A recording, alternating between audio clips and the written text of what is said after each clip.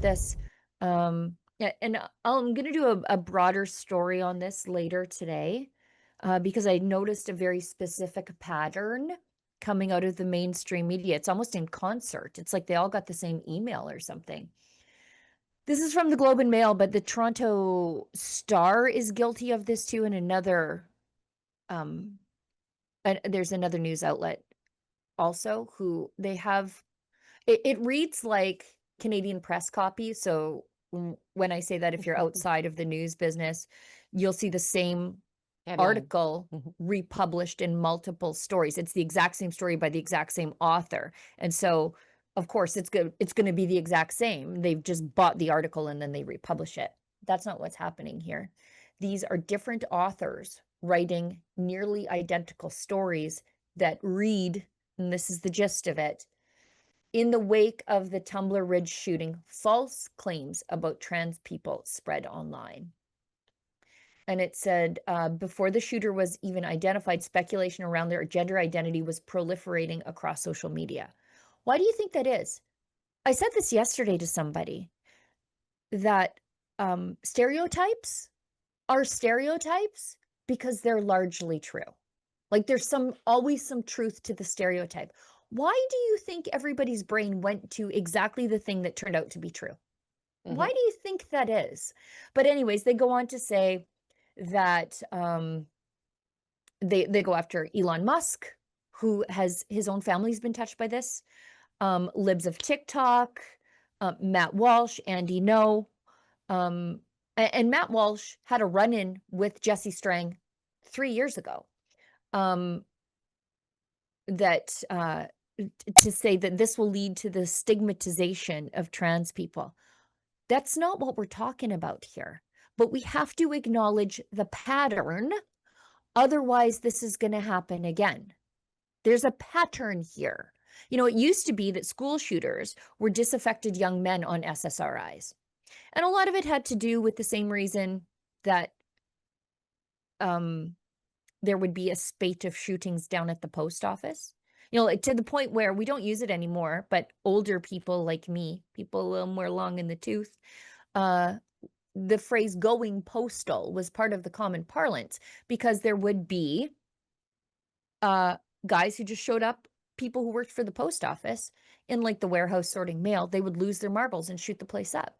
And it was because of the repetition, and there was something about the workplace environment that literally drove men crazy. And some of that ended when the Postal Service was like, what are we doing to these people it's driving them crazy?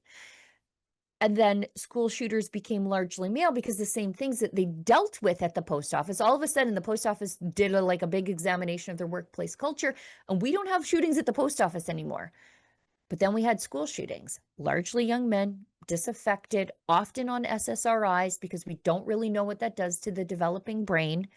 They don't even really know how SSRIs work. What they told us about SSRIs and how they, depression was a chemical imbalance, that isn't the case. Like that sort of information came out in the last year, and that it's not a chemical imbalance. So what are these chemicals doing to adjust your brain if it's not addressing the chemical imbalance? Because now we know the chemical imbalance isn't actually a thing.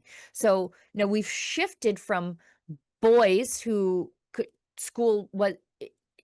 structural school as we knew it wasn't working for them, was sort of making them crazy, to now we've got a spate of trans shootings. And instead of addressing why that's happening, all of a sudden, about 5 years out from it being common to give kids cross-sex hormones, we're not going to talk about that. We're actually being told to shut up by these news articles, that we shouldn't talk about it. We shouldn't notice these patterns.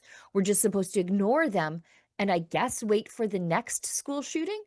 Is that how it's supposed to work? Because that's what's going to happen if we don't deal with the pattern here. Yeah, and it's starting to be more common that mass shooting is being committed by transgender or people who identify, I don't know, like all kind of different stuff. Like I don't want to start naming all of them, but there is in recent years many shooting that happened that was committed by transgender. So we should probably start questioning what is happening before this trend uh, get bigger. And I would say that Canada is one of the most woke place. So I would say like Yeah. wake up. Yeah. I mean, I said it yesterday on the show. I'm actually surprised it hasn't been worse Hmm. in Canada because we're so far down the trans madness rabbit hole. And if you think I'm just making things up, this is from Gays Against Groomers, but they're relying on a Western Journal article that did a deep dive into where the new spate of school shootings is coming from. And they say, despite making up less than 1% of the population, trans identified individuals account for 40% of successful would be school shooters since 2020. I said 5 years out, the data shows. So this is an alarming overrepresentation that demands we address harmful ideologies pushing youth towards confusion and violence. We're not helping these people the way they need to be helped. And, this is suicidal empathy, suicidal compassion that we're performing here. Like we used to be a society that understood what tough love was. Um, Instead, we're just enabling this into violence and suicide. Like so much of this ends in suicide of the individual, but it's frequently, more increasingly, becoming suicide of the individual and murder. And those are the tough conversations we need to have. And it is not transphobic to say that we need to be helping these people in different ways because the way that society says we're helping is leading to death and destruction. I would be curious to see the stats regarding the youth and all the other mental illnesses that probably went down because gender dysphoria went up. Like instead of treating the other mental illnesses as what it is, they kind of like put it in the category of gender dysphoria to be treated with hormone and other chemicals. But I would be curious to see like the stats of the other mental illnesses that probably went down because Yeah. of underreporting. Yeah. It,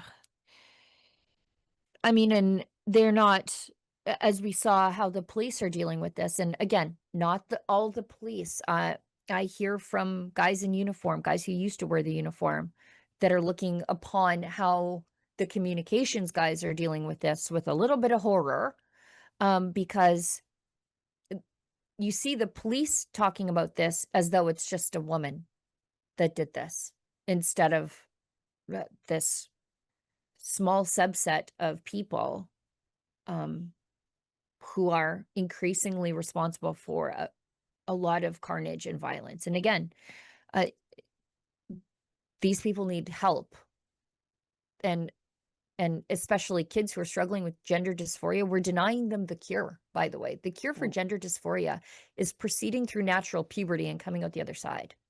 Every tomboy that I know, myself, like look at me today, myself included, uncomfortable around age 13 when your body changes, your center of gravity changes, and you're like, God, I'm not as good at riding a dirt bike as I used to be. I have to figure out where my balance is anymore again. But the solution to that is to just progress through it and come out the other side. It resolves for almost everybody. But instead, we're medically intervening on kids and giving them puberty blockers. We're literally blocking the cure. And we don't know what that does to the developing brain. But based on what I'm looking at, it's nothing good.